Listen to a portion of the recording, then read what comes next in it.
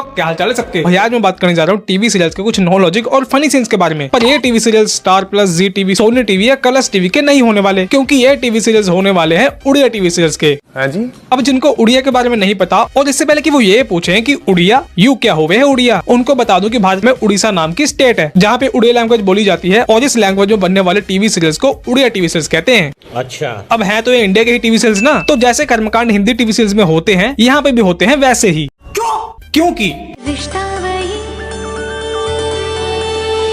सोच नहीं तो मुंडो भी करू आमर जंको कलकत्ता कथा बाहर कर दे ठीक अछि मु भी देखिबे कि जे तो भल पाइबारे केते शक्ति अछि आ तो मम्मी तते केते हेल्प करछ। रुक जाओ यार। यहाँ पे ये दोनों महिलाएं आंगन को WWE का रिंग समझ के आपस में बहस करते हुए गोल गोल ऐसे घूम रही हैं जैसे कि अभी ये एक दूसरे को पटक पटक के पीटने लग जाएंगी और इनका मैच जाएगा स्टार्ट हो। लेकिन ऐसी गर्म सिचुएशन को देखने के बाद भी इनके परिवार के चंचल प्राणी इनको हटाने की बजाय इनकी बहस को ऐसे एंजॉय कर रहे हैं कि जैसे ये लोग इनकी फाइट देखने के लिए स्पेशल टिकट लेके आए हों। शुरू करो प्रोग्राम।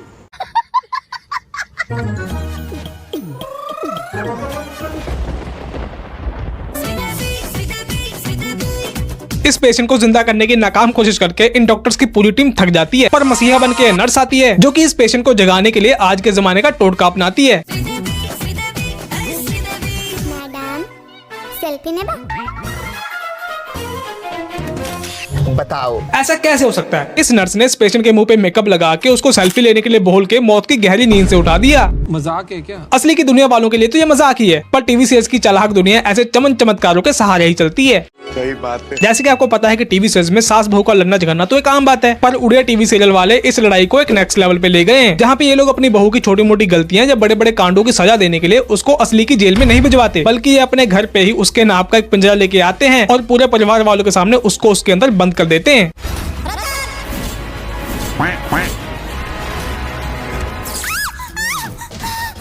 ये सास तो कोकिला मोदी से भी ज्यादा खतरनाक है। वो तो सिर्फ गोपी बहू को डांटती फिटकारती थी और ज्यादा से ज्यादा एक थप्पड़ मार देती थी, पर ये तो अपनी बहू को करंट वाले पिंजरे में कैद करके 3rd डिग्री टॉर्चर दे रही है। क्या बात है तू ए पिंजरा भीतर सेफ्टी कष्ट पाइबो जेमिति कष्ट तू मोर नातुड़ी को देछि। शायद इन आंटी जी को यही नहीं पता कि जो काम ये कर रही हैं उसको डोमेस्टिक वायलेंस कहते हैं और पुलिस वाले ऐसी वायलेंस करने वाली आंटी को जेल में कैद करके साइलेंट कर देते हैं।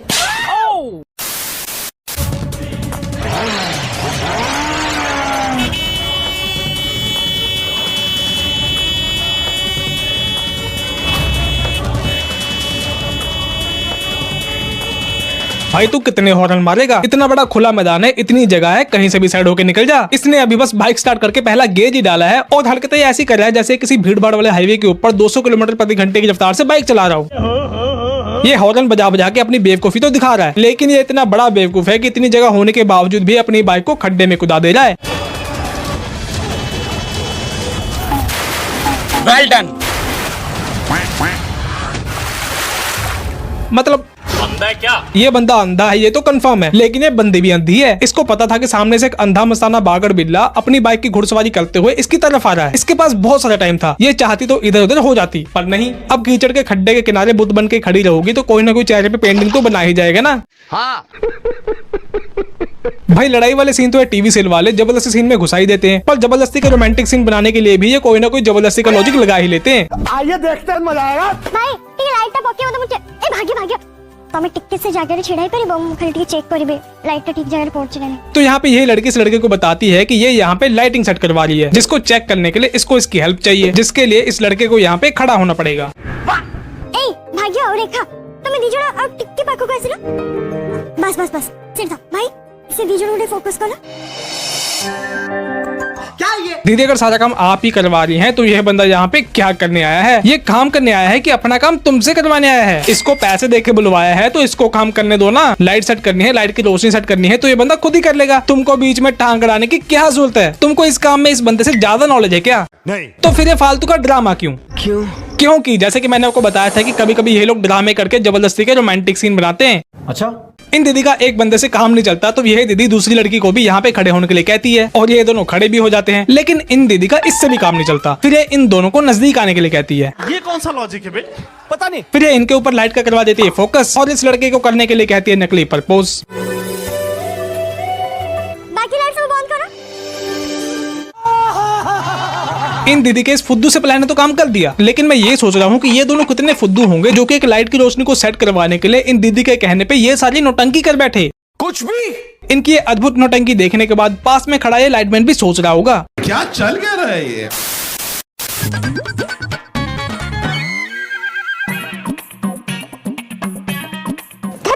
तो यहाँ पे ये होता है कि इन दीदी जी के मोबाइल का चार्ज खत्म हो जाता है। ये अपना चार्जर लेकर स्विच बोर्ड में है लगाती, पर इनके चार्जर की पिन सॉकेट में घुसती नहीं। तो ये अपना वूमन वाला दिमाग लगा के ये तरकीबें लगाती।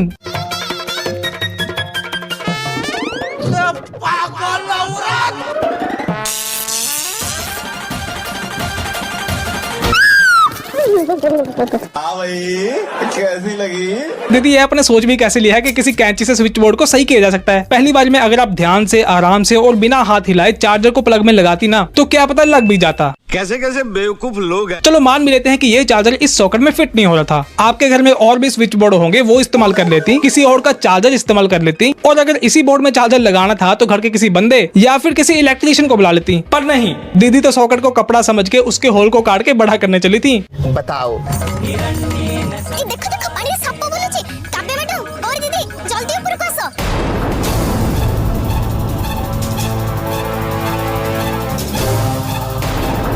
देखो इन लोगों को पहले पता चल गया है कि सामने 1 किलोमीटर दूर से एक सांप इनके पास आ रहा है, पर बाहर निकलने के बजाय ये दोनों और इनके भाई बंधु आंखें और मुंह फाड़ के ये इंतजार कर रहे हैं कि कब ये सांप आए और इनको काट के जाए।